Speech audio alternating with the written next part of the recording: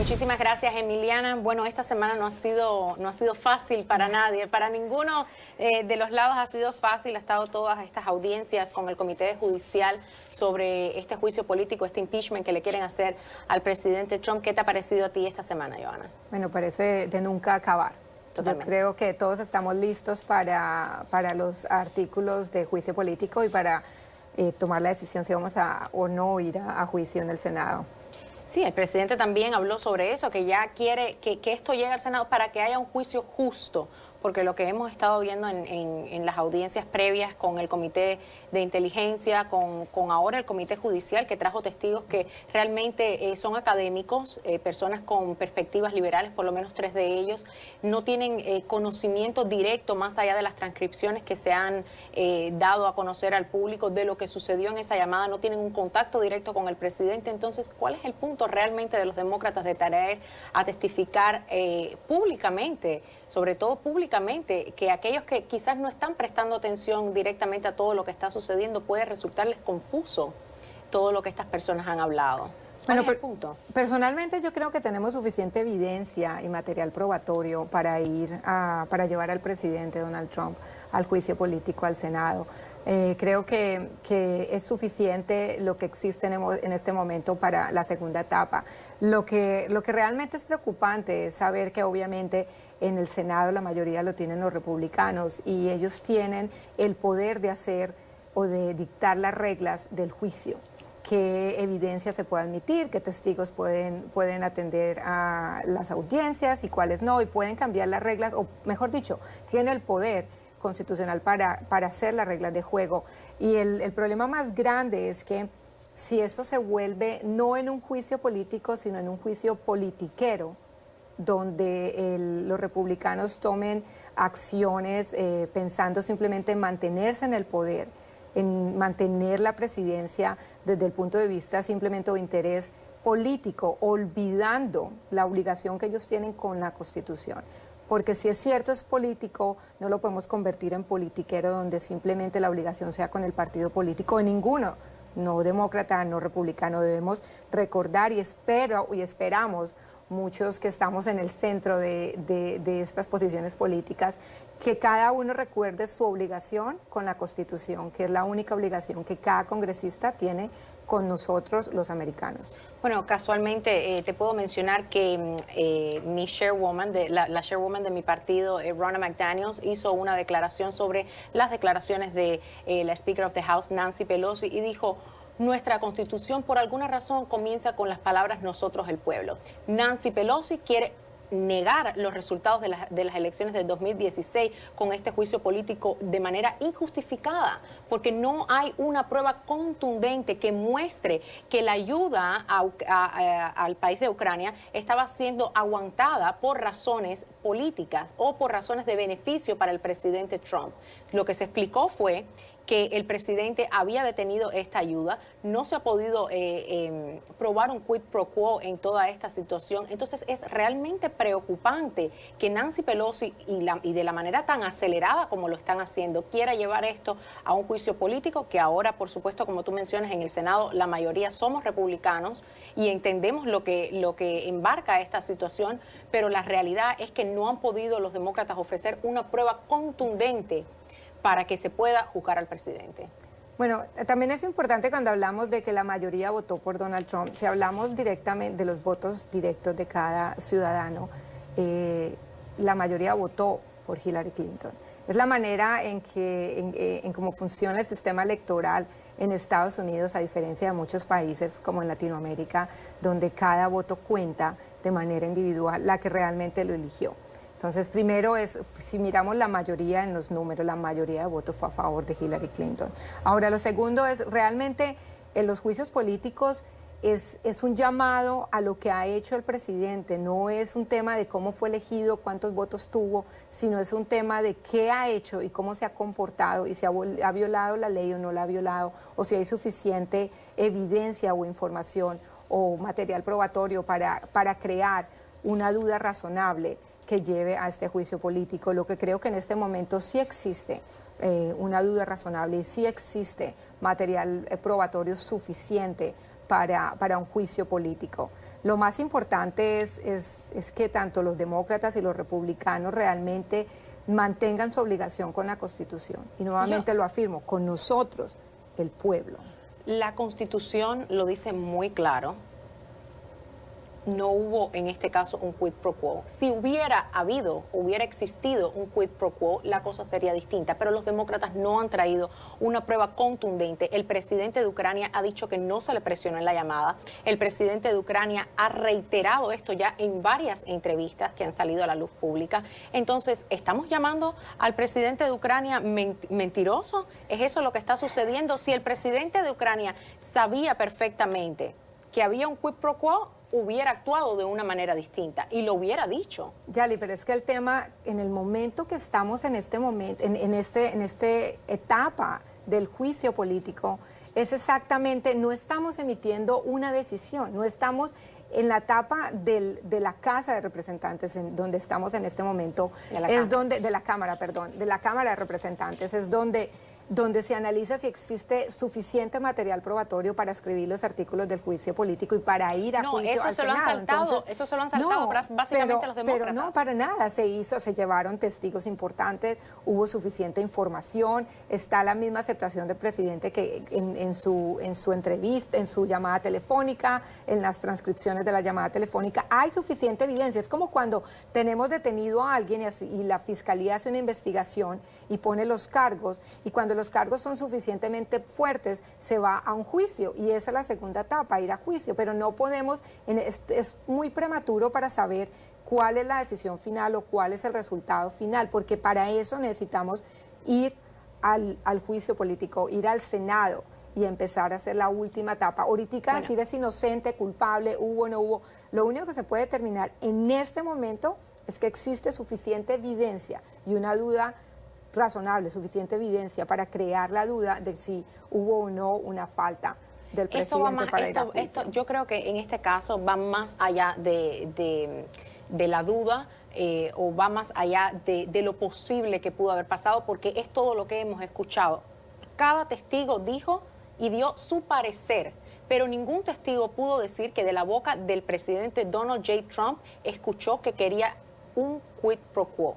Sondland, que fue realmente el testigo más sólido que pudieron haber tenido los demócratas en este caso, dijo, es mi parecer, yo puse 2 más 2 y me dio 4, pero ese es su parecer, no hay una prueba contundente que diga que fue un quid pro quo. Pero es que en esta etapa del juicio no se necesita tal prueba contundente, porque la Cámara no es quien va a tomar la decisión o a enjuiciar al presidente, es quien está haciendo la investigación para llevar los artículos para iniciar el juicio en el Senado. Entonces, pero es que es lo que pasa en cualquier sistema. ¿Por qué vamos a utilizar otro tipo de estándar, otro tipo de normas para enjuiciar al presidente como la tiene cualquier ciudadano? Si existen pruebas suficientes. Ahora, si vamos a hablar de que no tuvimos más testigos, pero es porque la Casa Blanca no dejó. ¿Dónde está la declaración de Pompeo, por ejemplo? Del secretario, de las personas que estuvieron presentes en las llamadas que la Casa Blanca no está dejando declarar? Y eso es lo que queremos ver, esas declaraciones son las que queremos ver en juicio. Mi pregunta es, si ustedes quieren, o los demócratas quieren, un juicio justo, como estás diciendo tú, si los demócratas quieren que el proceso sea como debe de ser, lo cual no están dándole el derecho del debido proceso al presidente Trump, ¿por qué no esperar por la supina de Pompeo? ¿Por qué no esperar por las supinas que le pueden hacer a John Bolton? ¿Por qué no quieren esperar? Porque están apresurados por crear una óptica negativa sobre este presidente. Y además es un juego político también de la Casa Blanca y de los republicanos que están impidiendo que esto suceda, porque si de verdad están dispuestos, ¿por qué no los han dejado declarar desde el comienzo? ¿Por qué tantas vueltas? ¿Por qué tanto impedimento? ¿Por qué no desde el comienzo, si no hay nada que ocultar, no han ido a declarar? Nadie está impidiendo la declaración, Claro, pero claro estas que supinas sí. llevan un proceso legal, el cual los demócratas parecen estar ignorando porque constantemente... ¿Por qué no van voluntariamente si no tienen nada que ocultar? Constantemente, porque es el secretario de Estado, tiene otras cosas que hacer en vez de prestarse a un juicio político. Prestarse a un juicio político que los demócratas pero entonces han nosotros, iniciado el pueblo, sin pruebas no nos suficientes. merecemos escuchar esas declaraciones. O sea, Lo no que el somos pueblo se suficientemente importantes para el secretario para que nos venga a contar su lado de la historia y venga a testificar. O sea, nosotros los americanos no estamos en el nivel de importancia. Lo que el pueblo se merece, lo que el pueblo se merece es tener toda la información sobre la mesa. Claro, transparencia, que todo el mundo vaya a testificar lo que el pueblo de manera voluntaria.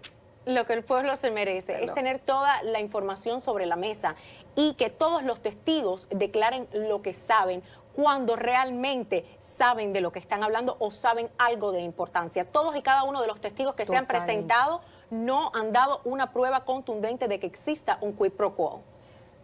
¿Y por qué, la pregunta otra vez, por qué esos testigos claves no han ido a declarar voluntariamente? Porque están bajo la gravedad de juramento y sabe que cuando están bajo gravedad de juramento tienen dos opciones, o decir la verdad o de simplemente tomar o no decirla y simplemente no contestar, lo que generaría una duda. Yo no de por creo qué que no ninguno de los oficiales... O sea, esa es la verdad de por qué ellos ninguno de los oficiales va a caer en perjurio, si a eso es a lo que te refieres. Entonces por eso no quieren ir. No, esa no es la razón. La razón es que ellos saben que hacerle una supina a estas personas lleva su tiempo y no están dando el tiempo para que se desarrolle el juicio político de la manera que se tiene que desarrollar. Más allá de eso, tú has mencionado en reiteradas ocasiones en este segmento que el verdadero juicio va a ocurrir cuando llegue al Senado. Y sí, así va a ser. Va a ocurrir cuando llegue al Senado y el presidente va a ser absuelto de lo que está sucediendo porque no tienen pruebas contundentes, porque no existen las pruebas en el Senado, y para que le puedan hacer un juicio político y lo puedan sacar de la presidencia tiene que votar la mayoría, y la mayoría está en los republicanos. Estuvo declarando, muy sencilla la matemática. Adam Schiff estuvo declarando y dijo, esperemos que surjan pruebas nuevas porque no tienen nada en la mano. No tienen nada con qué llegar a presentar lo que ellos quisieran que sucediera desde el primer día de que este presidente pisó la Casa Blanca. Esto no empezó de hoy, esto no empezó con Ucrania, esto empezó con el probe de Mueller, que no les dio resultado y ahora tienen que buscar otra alternativa para poder sacar a Donald Trump de la Casa Blanca. Esa es la realidad de los demócratas y quiero decirte que van a tener que continuar soñando porque no creo que vaya a suceder. Y la realidad de los republicanos, lamentablemente, es que le tienen más fidelidad a su partido político que a la Constitución y al juramento que tomaron de respetar la bandera y los principios democráticos de Estados Unidos, una de las mayores democracias y líderes del mundo. Y ahorita le estamos fallando al mundo y a los ciudadanos americanos. Y vamos a estar hablando un poco más del mundo en general en el próximo segmento, que nos toca hablar un poco de lo que va a ser, de lo que fue esta cumbre de la OTAN del 2019, NATO, la reunión con distintos líderes del mundo y por qué es importante que el presidente continúe en el camino que va cumpliendo las promesas que hizo de campaña con NATO y con poner las tarifas que hay que poner para que continúen respetándose a los Estados Unidos. Con eso regresamos en nuestro próximo segmento. No se vayan. Ya estamos de vuelta acá en Batalla Política y Joana, hoy nos acompaña Claudio Miró, un odontólogo, doctor en Miami, que tiene varias prácticas médicas y nos va a estar dando su perspectiva. Miró, muy buenas tardes, gracias por la sintonía, por la compañía. Quería empezar con esta pregunta. Vemos que Medicare for All es una propuesta que están trayendo los demócratas a todos los debates. No parece estar sentando bien con los estadounidenses. Vemos la salida de Kamala Harris y cómo esta propuesta está impactando a otros candidatos como Elizabeth Warren. ¿Qué te parece a ti como doctor Medicare para todos? ¿Funciona para los pacientes y los doctores? Definitivamente no. Yo te puedo decir que yo soy un proveedor para Medicaid, por ejemplo, y en realidad tanto los pacientes sufren, hay esperas, hay demoras, los tratamientos no los pagan. En muchas ocasiones le dicen te voy a cubrir esto, esto y esto, y en realidad al final no terminan cubriendo los tratamientos necesarios. Y para los doctores te quiero decir que hay muchos doctores que han decidido por no tomar estos seguros porque no cubren y no pueden atender a los pacientes correctamente. Yo en mi práctica privada, muchos de los tratamientos que hago, te quiero dejar saber, y muchos de mis pacientes pueden atestiguar esto, le hago tratamientos simplemente que no me los pagan, pero lo necesitan y por ayudar al paciente lo hago, pero en realidad no va a funcionar. Esto no va a funcionar. Claudio, una pregunta. Yo siempre he pensado que deberían preguntarle a los que saben qué hacer cuando hay problemas. Si nos preguntaran a nosotros los abogados de inmigración cómo arreglar el sistema migratorio, tendríamos las mejores estrategias porque lo vivimos el día a día.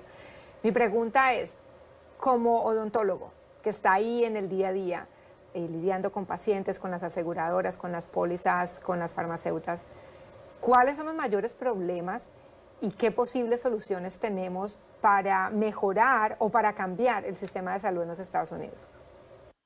Yo creo que es un punto muy importante porque en realidad todas estas medidas que se toman es sin consultarnos a nosotros los médicos. Y en realidad, si tú necesitas a un neurocirujano, tú quieres consultar a un neurocirujano a ver qué tipo de cirugía y cuáles son las opciones. Si tú vas a hablar de un plan que yo lo voy a aceptar, yo creo que deben de incluirme. Y esto no digo que me incluyan a mí. Pueden haber muchos doctores que acepten los seguros para poder llevar esto a funcionar correctamente. Pero sí, tenemos que trabajar juntos, pero no es de un solo lado y no es no incluyendo a los doctores, porque si no incluimos a los doctores y simplemente le hablamos cosas a los pacientes que son engaños o simplemente le queremos disfrazar algo pensando de que van a tener cobertura y después no la van a tener, nunca va a poder funcionar.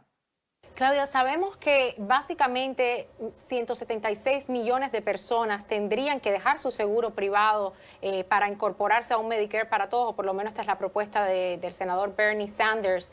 ¿Cuántos pacientes tú crees que se verían afectados por esta propuesta?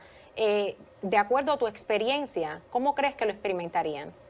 Wow, son infinidades de pacientes que veo afectados que necesitan diversos tratamientos, tanto médicos como dentales, y no son cubiertos. El Obamacare, por ejemplo, yo tenía una empleada mía que tuvo un problema serio, tenía el Obamacare y en realidad ya no pudo cubrir el deducible, o sea que no pudo someterse al tratamiento. Eventualmente tuvo que dejar de trabajar, tuvo que pedir otros tipos de ayudas para que la cubrieran. Pero el Obamacare sabemos y está más que comprobado que no funcionó y que no funciona. Y de la única manera que nosotros vamos a lograr que esto funcione es si trabajamos juntos. Pero por supuesto, tenemos que hablar, tenemos que comunicarnos, tenemos que trabajar con los médicos y de esta manera poderle servir a los pacientes. Pero es una infinidad de pacientes, son muchos los pacientes que yo veo en mi oficina que no se pueden hacer los tratamientos que necesitan, por ejemplo, y no tan solo tratamientos ya invasivos, tratamientos de prevención, tratamientos como, por ejemplo, como para tratar la diabetes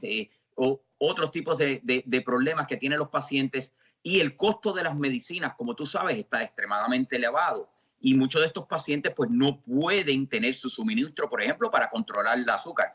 Hace poco yo tuve un paciente en mi oficina que por no poder tener el azúcar controlada no se pudo someter a unas extracciones y tenía una infección y no tuve el clearance. Pero el paciente no podía comprar sus medicinas para controlar su azúcar o su diabetes.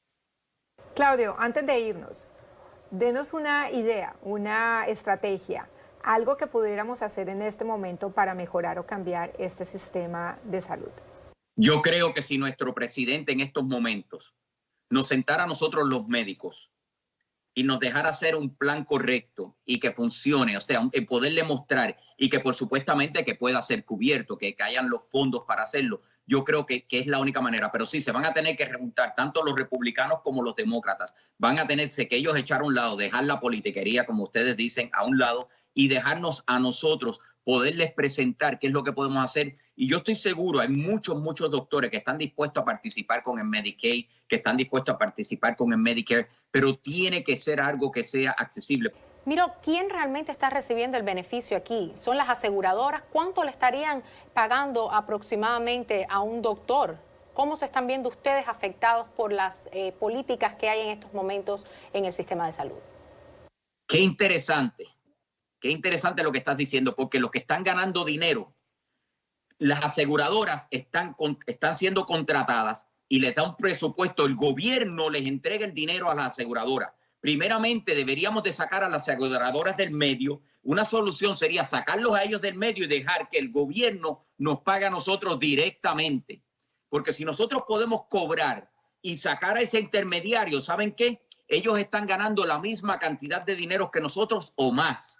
Y simplemente por ser un intermediario, ¿por qué no lo sacamos del medio y permitimos que ese dinero venga directamente a los doctores o a los odontólogos? Y de esa manera podemos ayudar y más odontólogos, más médicos se van a involucrar en lo que sería el Medicaid y el Medicare. Bueno, muchísimas gracias, Claudio Miró, odontólogo en la ciudad de Miami. Muchísimas prácticas y muchos pacientes complacidos. Muchas gracias por acompañarnos a Claudio Miró. Y ustedes no se vayan, que regresamos con más de Batalla Política. Ya estamos de vuelta con más Batalla Política. Seguimos aquí con Joanna Kelly, que nos acompaña hoy. Muchísimas gracias, Joanna. No, gracias por la invitación. NATO, la OTAN, ¿qué te pareció? Bueno, ¿qué me pareció? Tantas cosas que me parecieron. Bueno, obviamente, lamentablemente nuestro presidente carece de mucha diplomacia y otra vez pues nos hizo quedar un poco mal a nivel de diplomacia, dejando al primer ministro de Canadá plantado por 40-45 minutos para tener una conversación con los medios y bueno, y además generando esta burla de algunos de los líderes de otras de las grandes democracias y poderes del mundo como Inglaterra y Canadá y Francia, que estaban bromeando sobre el presidente y sus habilidades en temas de diplomacia internacional. No es bueno, pero todos sabemos que Donald Trump no maneja muy bien el tema de la diplomacia y el respeto a los demás y siempre tiene esa tendencia de actuar solo, de a veces maltratar o burlarse de nuestros aliados afuera. Pero ya nuestros aliados también se comenzaban a hablar de él y eso es lo que pasa cuando le hacemos bullying a los demás, eso es lo que pasa cuando tomamos, digamos, estrategias o políticas internacionales unilaterales y no multilaterales, como la deberían hacer todos los líderes del mundo. Pero hay que rescatar que se hizo un buen trabajo y finalmente Estados Unidos no está solo aportando financieramente a la OTAN, porque hemos tenido, usualmente los Estados Unidos somos el país que más hemos aportado financieramente a la OTAN durante estos 70 años de existencia de esta gran organización internacional. Y pues finalmente vemos a países como Alemania, que ya se comprometieron a aportar en un 2%. Yo creo que, mira, en referencia a todo este circo que se ha armado con lo de estos líderes, me parece también falta de diplomacia por parte de ellos, este tipo de chistes y de comentarios a las espaldas del presidente. Por lo menos si lo van a hacer, que tengan lo que se necesita y lo hagan de frente. Y estoy seguro que tuvieran una respuesta de acuerdo a lo que estén comentando. Como dices, hay que rescatar el buen trabajo que ha hecho el presidente en el aspecto económico, que es el que más nos interesa al pueblo estadounidense, porque ese es el que nos beneficia a nosotros directamente. Solamente 4 aliados de la OTAN gastaban el mínimo requerido de un 2% del PBI en la defensa nacional. Ahora 9 aliados se han comprometido con este objetivo. Eso es muy importante destacarlo, porque cuando el presidente Trump hizo campaña, dijo que aquellos países que estaban en NATO, o sea, en la OTAN, tenían que pagar su parte. Y es lo que está cumpliendo. De eso se trata. Se trata de que cuando un político va y hace una campaña política, le prometa al pueblo, pero después llegue a esa silla y le cumpla al pueblo. Y es lo que ha hecho el presidente Trump. Claro que sí, pero no al precio de la diplomacia. No tenemos que ofender, no tenemos que tener este mensaje siempre tan ofensivo contra la OTAN y contra la comunidad internacional para obtener ganancias. Existen otras maneras de hacerlo y ese es uno de los graves problemas que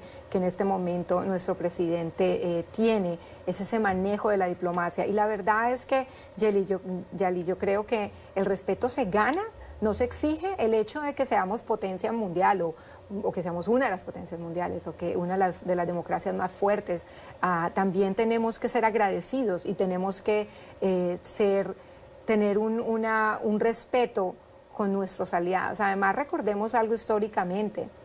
Solo nosotros, los Estados Unidos, hemos invocado el artículo 5 de la OTAN.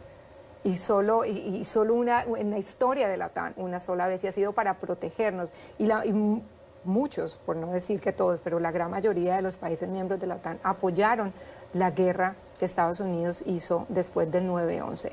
Entonces no podemos olvidarnos de esa parte de la historia y ser desagradecidos, y no podemos entrar con un mensaje derogativo, un mensaje ofensivo a la OTAN, simplemente para presionar? Yo creo que lo que pasa es que cuando a la OTAN le han tocado el bolsillo, le ha dolido y lo han tomado de ese lado. Pero el presidente Trump no ha llegado ofendiendo a nadie. El presidente Trump llegó diciendo que todo el mundo tenía que pagar su parte, porque a la hora de proteger a cada una de las naciones o a cada uno de los aliados, los Estados Unidos ha estado ahí. Y cada uno de esos aliados también ha estado ahí para los Estados Unidos. Entonces, estoy de acuerdo contigo en que tiene que haber una situación de respeto mutuo, pero también tiene que haber una situación donde haya una cooperación mutua y donde cada cual, cuando pique en el pastel, se pique de igual manera, porque nosotros no podemos encargarnos de una manera totalitaria de la defensa de los otros países. Tienen que aportar lo que se necesita a esta contribución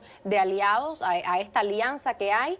Y esa es la manera en que se lleva a cabo la diplomacia, de una manera efectiva. Totalmente, pero cuando hablas de diplomacia y estás hablando, todo el mundo tiene, todos los que están comiendo el pastel tienen que poner un ingrediente para el pastel, que fue lo que acabas de decir. Y no lo estaban poniendo antes de llegar Trump. ¿Qué significa eso?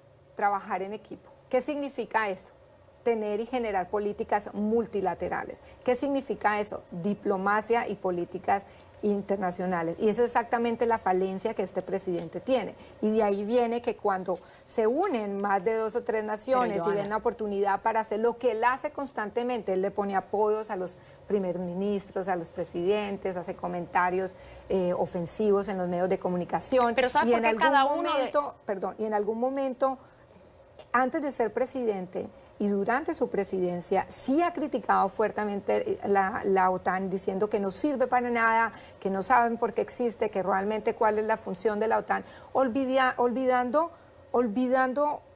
importantes avances o importantes hechos de la OTAN, como que la OTAN y los países miembros de la OTAN han defendido en Europa los intereses de los Estados Unidos. Bueno, ok, pongamos una pausa. La gran mayoría del dinero que entra en la OTAN entra por parte de los Estados Unidos y esa es una realidad que nadie la puede discutir porque los números están ahí.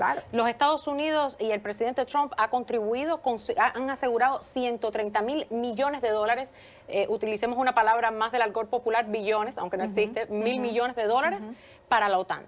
Entonces, ¿estamos o no estamos contribuyendo? Y esta administración de Trump está o no está contribuyendo con la OTAN. Pero eso no es contribuyendo.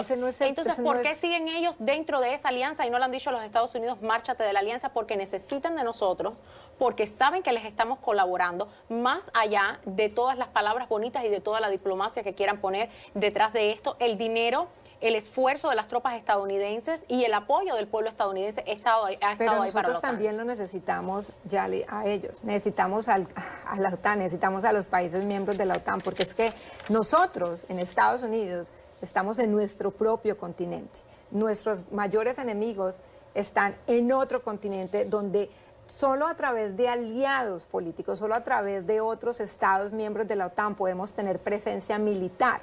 Y podemos invadir, como lo hicimos, y podemos atacar a nuestros enemigos con la cooperación y la alianza de países como Francia, como Inglaterra, como Canadá. Entonces, si utilizamos estos mensajes de alejarnos, de pretender que somos la única potencia que podemos ganarle a todo el mundo, podríamos ganarle a uno por uno. Pero si todos ellos se unen y se vienen en contra de Estados Unidos, otra historia estaremos contando. Y ahí es cuando tenemos que tener mucho cuidado, porque sí, tal vez si nos enfrentamos con Inglaterra solo le vamos a ganar, tal vez si nos enfrentamos con Francia también. Es ahí donde vienen los tratados y la importancia de cada tratado que hace los Estados Unidos con estos países, y estoy de acuerdo contigo en eso. Sin embargo, ¿por qué los demócratas aquí en Washington no se ponen las pilas y pasan USMCA, que es un tratado que se hizo de libre comercio, de comercio con Canadá y con México? ¿Por qué no están puestos para eso y siguen concentrándose en todo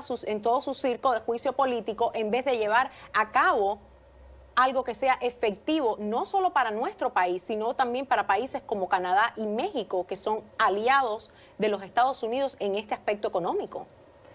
Bueno, nos salimos del tema de la OTAN. Pero no, nos salimos del tema de la OTAN, pero el problema es que el problema no cambia. Estamos hablando de, por ejemplo, países como Canadá que están dentro de la OTAN. Entonces, aquí en casa a manera doméstica, se están concentrando en lo que no tienen que concentrarse en vez de buscar el beneficio de nuestros aliados también. Pero ¿de cuál beneficio estamos hablando cuando tenemos, por lo menos estás hablando de nuestro gran aliado México, de Canadá, pero cuando estamos obligando, o el presidente y el Partido Republicano está obligando a que México asuma por lo menos los gastos o pretendiendo los gastos de la construcción del muro para el tema migratorio? Y lo que va, no, exactamente, te me metiste por el lado yo también, porque es que cuidar a nuestros aliados significa muchísimas cosas. Y miremos las partes negativas de construir el muro económicamente y cómo va a impactar con el libre mercado y el transporte. Mira, más allá de eso, cuando somos vecinos y ponemos una cerca, los vecinos tienen que ir mitad. Esa es la realidad.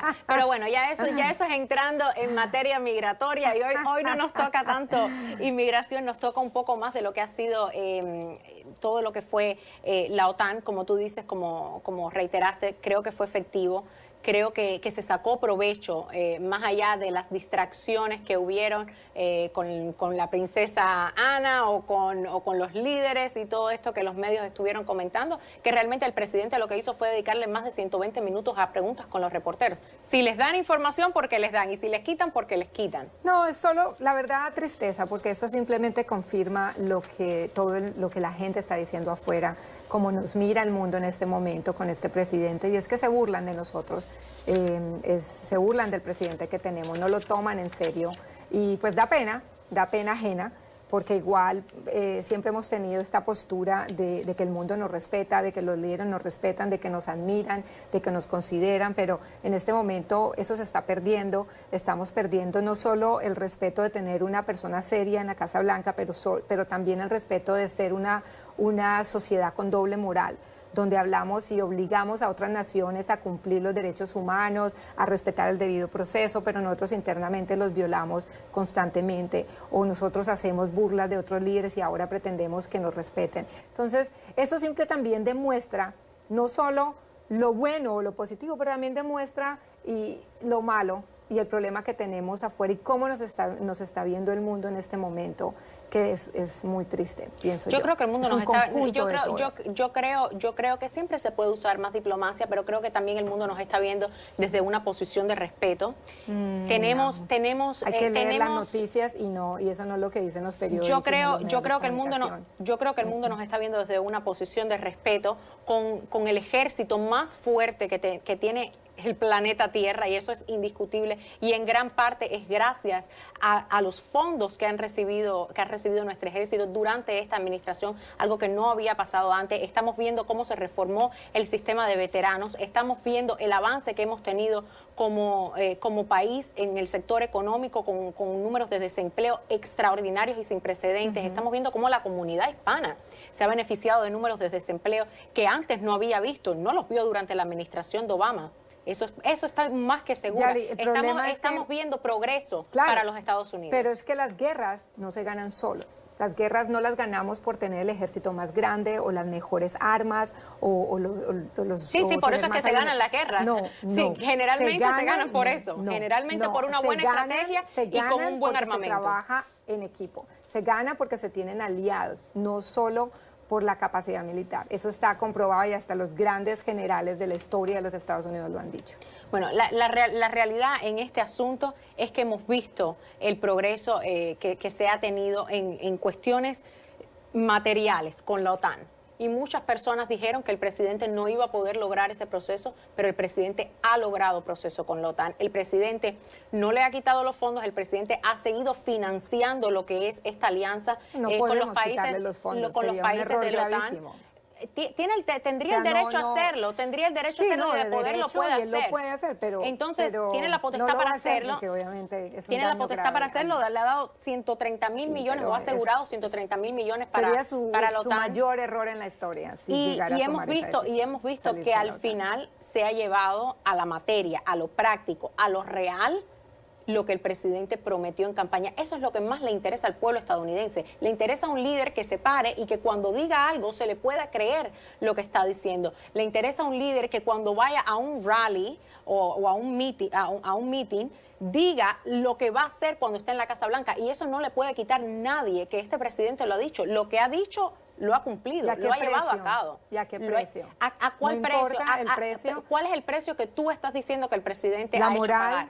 La Constitución, el debido proceso. ¿El debido proceso que no le han dado los demócratas? ¿A ese te refieres? La diplomacia internacional, nuestras relaciones, las buenas relaciones con nuestros aliados. Es un precio muy alto que va a quedar en la historia y lo vamos a recordar en un par, vamos a volver a ver en un par de años. Yo lo que no quiero volver es a ver a los Estados Unidos débiles ante el ojo mundial. Pero nunca hemos sido débiles. En este momento estamos siendo más débiles que antes. Yo no creo. Siempre hemos sido un ejemplo siempre hemos sido un ejemplo de democracia, siempre hemos sido un ejemplo de respeto a los derechos humanos hasta ahora. Bueno, eso deberías decírselo a todos los que trabajaron durante la administración de Obama, que deportaron a 3 millones de personas de este país. Pero con antecedentes criminales. No todos tenían antecedentes criminales sí y es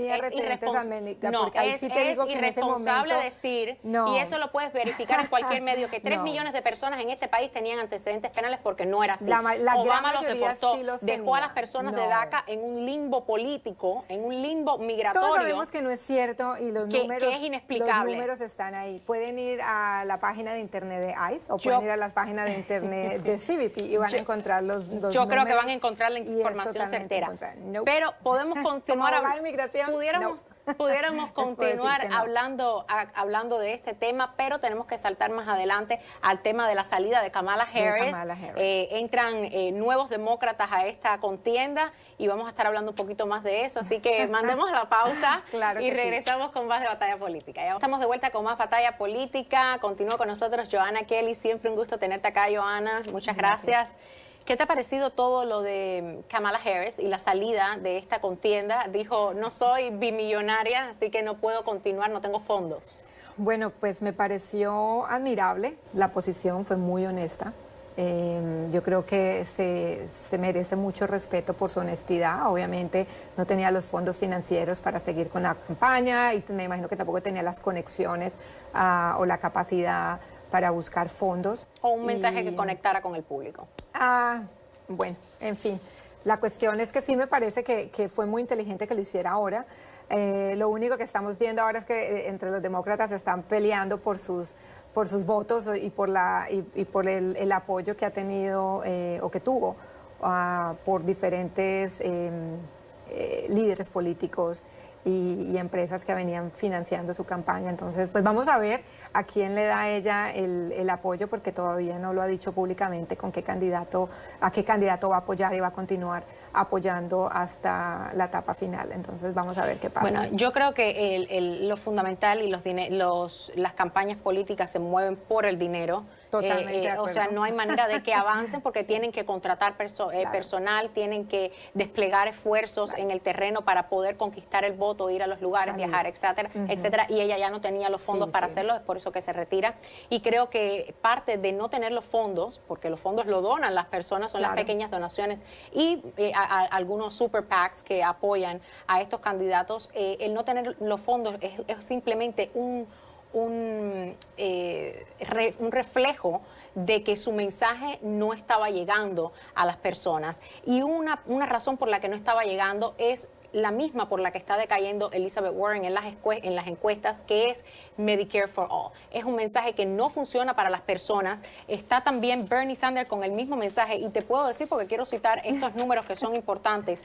Si Medicare for All, si pasara Medicare for All, que sería una toma agresiva y masiva por parte del gobierno, aproximadamente 176 millones de personas perderían su seguro privado. Estos son números impresionantes, decepcionantes. Es un mensaje que no le llega al estadounidense y los demócratas continúan usándolo sin darse cuenta de que lo están llevando al precipicio. Mira, lo que está pasando en Estados Unidos es lo que está pasando en todo el mundo en este momento, tanto políticamente como económicamente, socialmente. Y es que tenemos un problema, tenemos un problema grave, y es la polarización y los extremos. Y no solo es un problema de Estados Unidos, como lo dije antes, pero es un problema literalmente mundial de la sociedad. Y hablemos un poquito de los extremos.